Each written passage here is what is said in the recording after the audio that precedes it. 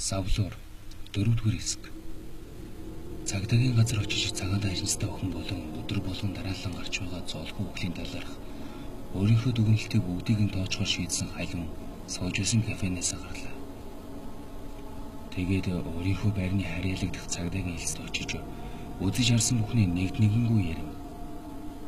Цагдаа түүний ярьсан бүхнийг тэмдэглэж аваад шаардлага гарвал тантай эргэж холбоо барья гэж хэлээд гаргачихв. Энэ нь Халиунд дэндүү чамлалттай санагдсан дэр. Уг нь хинэгэн цагтаа дагуулж ирээд гэртээ хамт онсон болоо.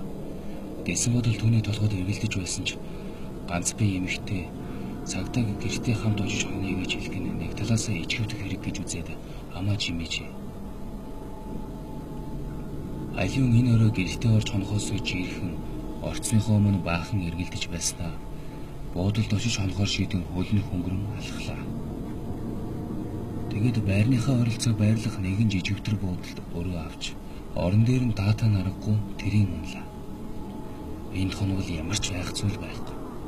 Амар юм гэж бодсон Халиун хар хүүхэлтэй сугавчилсан цагаан дайсантай охиныг ганц өдөрч болов ордоос мартахаар шийдэж гадуур хувцас нэмгэлэн хүнчлэр бие хучлаа. Өрд шин өнөөх охин амиа хорлсон авгаа өрөөс болоод огтхонч зурм хийгээгүй болохоор Халиун дэрэн дээрээ толгой тавингуудаа зүр мэглэж эхлэв.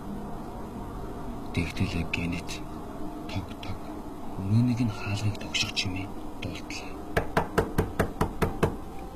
Халиун хинэгэн хүн өрөө амдурсан болов гэж бодон бос эргүү хэвдэж байтал бас дахиад тогшхон тэр. Ийхүү дахин тогшсон учраас Халиун арга буюу хүнчлэлсөө хохрон гингэж гэрлээ асаагаад хаалга руугаа зөвлөн очлоо. Хэмбэ? Тагч.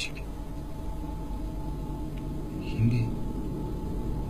Халиуны сэтгэл тавгүрхэж өнөөх буцаад унтахад бэлэн байсан амтад нойрно ормөргүй замхран арилхан тэрэ. Одоо яадаг вүлээ? Гэсэн бодол Халиуны хамаг сэтгэлийг төгшүүлэн яах учраа олохгүй баахан самгардав. Тэгтэл бас дахиад тог хийлгэн хаалга тогших чимээ сонсогдлоо. Халиун ямар нэгэн байдлаар хэрэг биштэж мэднэ гэж бодоод хурдхан шиг гадар хувцсан өмслөө. Бас дахиад тог. Хэмбэ? Танд юу хэрэгтэй? Химийн Халиун тэсгэл алдан бараг л хашгирах шахам өндөр дуугаар хэлв. Гэсэг идэж урдын адил таг чиг байсаар л. Эцэст нь Халиун нэг сайн үнзгийн амьсгаа аваад хаалганыхаа төгжийг мултлан үүдээ зэлийтэл нээлээ. Хачирхалтай нь Халиуны өрөөнийх нь гадаа хинч байсангүй. Халиун алмаар нь төгшиж хамаг биеийн салган жижиргэлж эхэллээ. Яалч өгвөл манай өрөөний хаалгыг тогшсон доо. Химэн амандаа үгсээр хонголд гарч эргэн тойрныг ажиглалаа. Хинч алга. Бас чихэнд нь торох чимээч байсан.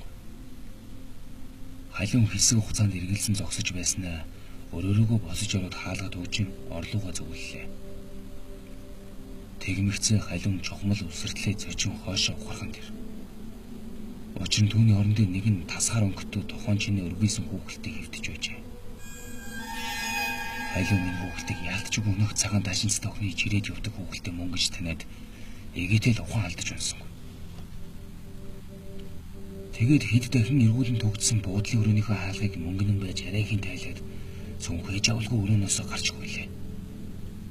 Тэрээр гүйсээр нэг л мэдэд гэрийнхээ хаалганы өмнө ирчихсэн зогсож байв.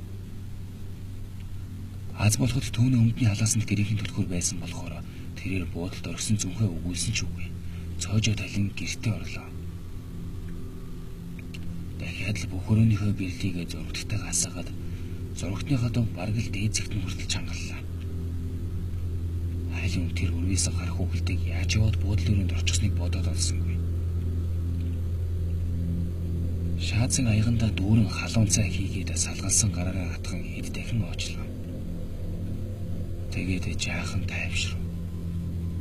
Энэ шин Халиун унтлагынхаа өрөөний цонх руу ч ойрцсонгүй. Гэхдээ л тэрээр өнөөх савлуурын хятнах савлах чимээ гарах үе хэмээн болгоомжлон хүлээж байсан ч ашгүй шин тэр чимээ гарсангүй. Өөрөөр хэлбэл өнөөх цагаан даашинчтай охин ирсэнгүй. Өглөө болж нар мандсны дараа халин бурмасан давширч цагаан даашинчтай охиныг дахин харахгүй хэмээн баярлаж дутуу нойроо нөхөх санаатай унтахаар шидэж хүнжилтөөр шурглаа. Шөнийн туршид айцаасаа болоод огтхонч цурам хийгээгүй халин хэвдэнгүү тэлэн том. Тэрээр хэдий унтаж чадсан ч гэлээ. Зүүдэнд нь нас барсан нөхөр нь ирж түүнийг гараас нь чангааж хамт явахыг ятгах хаажээ. Өөрийнх нь гараас атгсан нөхрийнх нь гар цэвгүүтэн байхыг халин мэдэрч цочих мэт боллоо. Гэвч тэрээр сэрж хараахан чадсан. Нөхөр нь халиуныг явахыг хүсэхгүй байсанд баахан уурлаж заавал авч явна хэмээн зүтгэлээ. Тэгээд халиуныг алхаар завдан мөс шиг хүйдэн хоёрын гараараа түүнийг багалзуурнаас атгахад тэрээр муухай чарлан нойрноосоо сэрлээ. Түүний хамаг биеийн нэвт хөлөрч гисэн бүнд хөнтөлж ичирч байгаажээ. Тэгснэ тэрээр үнэхээр хоолн боогдсон хүн шиг хоёрын гараараа хүзүүгээ бариад хагаж татсан баахан ханиалгав. Халиун шуудхан босоод угаалгынхаа өрөөнд орж нүрээ бүлийн усаар шившин угаалаа. Зөөлөн алчуураар нүрээ болгоомжтой харцсаар угаалгынхаа өрөөнөөс гарч ирсэн халиун цонхоороо гадах байдлыг харснаа нар шингэж байгааг мэдэв. Өчнөө олон цаг нам ундчихснаа мэдээгүй тэрээр ширээн дээрх жижиг цагийг хараад уулга алтхан тэр. Тэрээр өмнө нь амьдралдаа хизээч ингэж олон цагаар унтаж байгаагүй санагдана. Юу юуг нар жаргаж дахиад л харахгүй болно гэж бодсоор халиун галтгооныхоо өрөөнд орлоо. Халиун хамгийн сүүлд хизээ өөртөө хоол гэж ийдснээ ч мартжээ. Ялангуяа сүүлийн 2 хоног кафед сууж баахан кофе зэлгэснээс биш дөрөвдөх юм олж идээгүй гэдгээ тэрээр сайн мэдэж байлаа. Ингээд халиун өөрийнхөө ходоодыг баярлуулахаар шийдэн махарчиж ногоо арилган хоол бэлтгэлээ. Түүнийг ширээнийхээ ард ганцаархнаа суугаад хоолтож байхад гадаа нар жаргаж аль хэдийн хүмүүсийн хөл татарч эхэлжээ.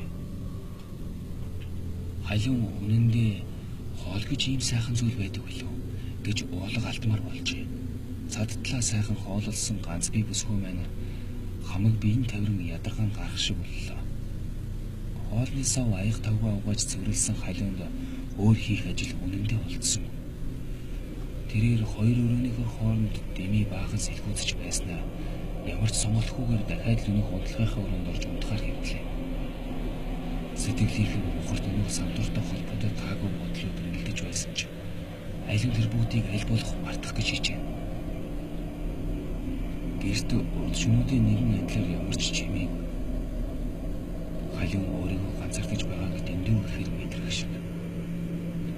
Нэг л мэдхэд тэрээр уйлж байлаа. Түүний иргэн тойронд ганцаардал бас түүнээс ч илүү аимшигтай дарамт шалтгаангүй айдсууд дүүрэн байлаа.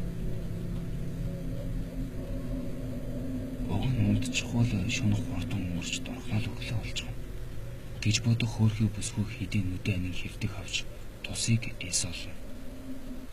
Тэгснээ гинэт нэгэн мэрэгэн арга болоод хурдхан шиг орноосоо босоод эмийн жижиг харцаг нээлээ. Ашгүй халиуны эмийн харцагт нь түүний хайсан нойрны юм байх нь тэр. Ямар зорилгоор хизээ авснаач санахгүй байгаа тэр хүн эмийг халиун зориултаас нь 2 дахин их тунгаар уугаад орондоо буцаж оров. Нэг их хөдөлгөөн нойрны эмийн үйлчилгээ үр дүнгээ өгч халиуны нүдэд сумын сүмээсээр төдөлгүй унтлаа.